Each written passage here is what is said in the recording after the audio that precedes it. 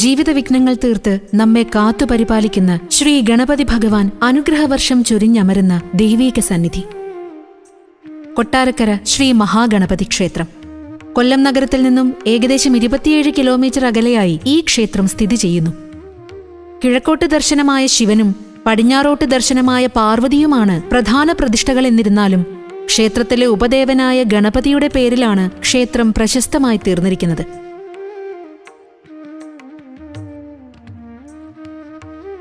ബാലഗണപതി സങ്കല്പത്തിലാണ് ഇവിടെ ആരാധന നടത്തുന്നത്. കൊട്ടാരക്കരയിൽ പ്രധാനമായും 2 ശിവക്ഷേത്രങ്ങളുണ്ട്. കിഴക്കേക്കര ശിവക്ഷേത്രവും പടിഞ്ഞാറ്റിൻകര ശിവക്ഷേത്രവും. പടിഞ്ഞാറ്റിൻകര ക്ഷേത്രത്തിന്റെ നിർമ്മാണ മേൽനോട്ടം വഹിച്ചത് ഉളിയന്നൂർ പെരുന്തച്ചനായിരുന്നു. ക്ഷേത്ര നിർമ്മാണത്തിനിടയിൽ അദ്ദേഹം പ്ലാവിൻ തടിയിൽ ഒരു ചെറിയ ഗണപതി വിഗ്രഹമുണ്ടാക്കി. ഈ വിഗ്രഹവുമായി അദ്ദേഹം പ്രധാന പുരോഹിതനെ സമീപിച്ച് ശിവപ്രതിഷ്ഠയ്ക്ക് ശേഷം ഈ ഗണപതി വിഗ്രഹം കൂടി പ്രതിഷ്ഠിക്കണം എന്നാവശ്യപ്പെട്ടു. എന്നാൽ അദ്ദേഹം പെരുന്തച്ചന്റെ അപേക്ഷ നിരസിക്കുകയും ഇവിടെ ശിവനെയാണ് പ്രതിഷ്ഠിക്കേണ്ടതെന്നും ബ്രാഹ്മണനായ തന്നെക്കാൾ അറിവ് പെരുന്തച്ചനില്ല എന്ന് പറയുകയും ചെയ്തു. നിരാശനായ പെരുന്തച്ചൻ കിഴക്കേക്കര ശിവക്ഷേത്രത്തിലെത്തി. അപ്പോൾ അവിടുത്തെ പുരോഹിതൻ ശിവന് നിവേദിക്കാനായി കൂട്ടപ്പമുണ്ടാക്കുകയായിരുന്നു. പെരുന്തച്ചൻ അദ്ദേഹത്തോട് ഗണപതിയെ അവിടെ പ്രതിഷ്ഠിക്കാമോ എന്ന് ചോദിച്ചു. പുരോഹിതൻ സമ്മതിക്കുകയും പെരുന്തച്ചൻ ഗണപതിയെ തെക്കോട്ട് ദർശനമായി പ്രതിഷ്ഠിക്കുകയും ചെയ്തു. കൊട്ടാരക്കര ഗണപതി അമ്പലത്തിലെ പ്രധാന നിവേദ്യമാണ് ഉണ്ണിയപ്പം. കൊട്ടാരക്കര പട്ടണത്തിന്റെ ഹൃദയഭാഗത്താണ് ക്ഷേത്രം സ്ഥിതി ചെയ്യുന്നത്. കിഴക്കോട്ടാണ് ക്ഷേത്രത്തിന്റെ ദർശനം. ക്ഷേത്രനടയ്ക്കു മുന്നിൽ അതിവിശാലമായ ക്ഷേത്രക്കുളം പരന്നു കിടക്കുന്നു. അതിനാൽ ദർശനവശത്ത് നിന്ന് ക്ഷേത്രത്തിലേക്ക് പ്രവേശനമില്ല. വടക്ക് തെക്ക് ഭാഗങ്ങളിൽ നിന്നാണ് ഭക്തർക്ക് പ്രവേശനം അനുവദിച്ചിരിക്കുന്നത്. വടക്കു ഭാഗത്ത് പുണ്യവൃക്ഷമായ അരയാൽ കാണാം. സാധാരണ ഒരു ക്ഷേത്രത്തിന്റെ മാതൃക തന്നെയാണ് കൊട്ടാരക്കര ക്ഷേത്ര നിർമ്മാണത്തിലും സ്വീകരിച്ചിട്ടുള്ളത്. ശിവന്റെ നടയ്ക്ക് നേരെ പണിത ഭഗവാന്റെ വാഹനമായ നന്ദിയെ ശിരസിലേറ്റുന്ന ഒരു സ്വർണ്ണ കൊടിമരം ഇവിടെയുണ്ട്. വിശ്വപ്രകൃതിയുടെ മൂലതേജസ്സിനെ മുഴുവൻ ആവാഹിച്ചുകൊണ്ട് ശ്രീലകത്ത് കുടികൊള്ളുന്ന ഭഗവാന് ശംഖാഭിഷേകം, ധാര, കൂവളമാല, പിൻവിളക്ക് തുടങ്ങിയവയാണ് പ്രധാന വഴിപാടുകൾ. കുടുംബസമേത സങ്കല്പത്തിലുള്ള ശിവനായതിനാൽ ഉമാമഹേശ്വര പൂജ പോലുള്ള വഴിപാടുകളുമുണ്ട്. തെക്കേ നടയിൽ ഗണപതിയുടെ നടയ്ക്ക് നേരെയും പ്രവേശന കവാടമുണ്ട്. നാലമ്പലത്തിന് പുറത്ത് തെക്കു പടിഞ്ഞാറ് ഭാഗത്ത് പ്രത്യേകം ശ്രീകോവിലിലാണ് ഹരിഹരപുത്രനായ ധർമ്മശാസ്താവിന്റെ പ്രതിഷ്ഠ. ശാസ്താവിന്റെ ശ്രീകോവിലിന് പ്രത്യേകം മുഖപ്പുണ്ട്. ഇവിടെ വച്ചാണ് ശബരിമല തീർത്ഥാടകർ മാലയിടുന്നതും കെട്ടുനിറയ്ക്കുന്നതുമെല്ലാം. നെയ്യഭിഷേകം, പുഷ്പാഭിഷേകം, എള്ളുതിരി എന്നിവയാണ് ശാസ്താവിന്റെ പ്രധാന വഴിപാടുകൾ.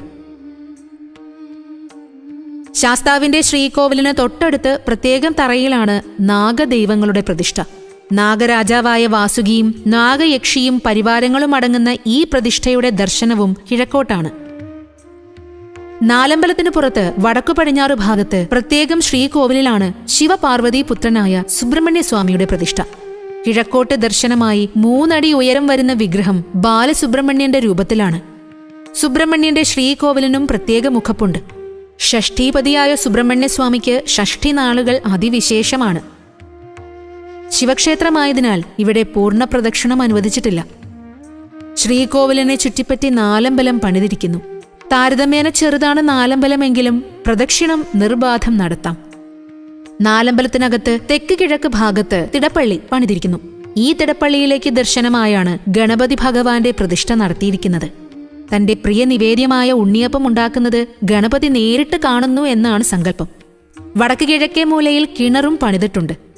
ശിവപാർവതി പ്രതിഷ്ഠകൾ വരുന്ന ക്ഷേത്രമായതിനാൽ അർദ്ധനാരീശ്വര സങ്കല്പം വരുന്നു. ദേവി ശിവസാന്നിധ്യത്തിൽ കുടികൊള്ളുന്നതിനാൽ സർവമംഗളകാരിണിയായ കല്യാണരൂപിണിയായി കണക്കാക്കപ്പെടുന്നു. മഞ്ഞൾപ്പൊടി അഭിഷേകം, പട്ടും താലിയും ചാർത്തൽ, ഊട്ടുപായസം എന്നിവയാണ് ദേവിയുടെ പ്രധാന വഴിപാടുകൾ. ഗണപതിക്ക് ഉണ്ണിയപ്പ നിവേദ്യം കൂടാതെ ഗണപതി ഹോമം, നാളികേരം ഉടയ്ക്കൽ, കറുകമാല, പഞ്ചാമൃതം, ത്രിമധുരം തുടങ്ങിയവയും വഴിപാടുകളായുണ്ട്.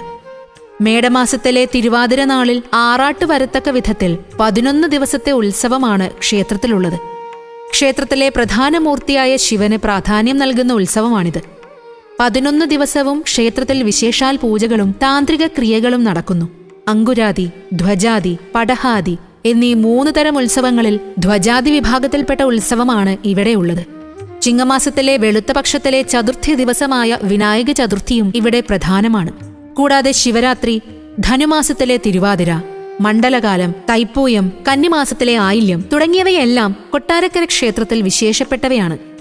നിരവധി ദൈവീക ചൈതന്യങ്ങൾ കൂടിയിരിക്കുന്ന ഒരു ദേവസംഗമ ഭൂമിയാണ് കൊട്ടാരക്കര ശ്രീ മഹാഗണപതി ക്ഷേത്രം. ഇവിടെ തൊഴുതുമടങ്ങുന്ന ഓരോ ഭക്തഹൃദയങ്ങളിലും നിറയുന്ന അനുഗ്രഹവർഷം അനിർവചനീയമാണ്.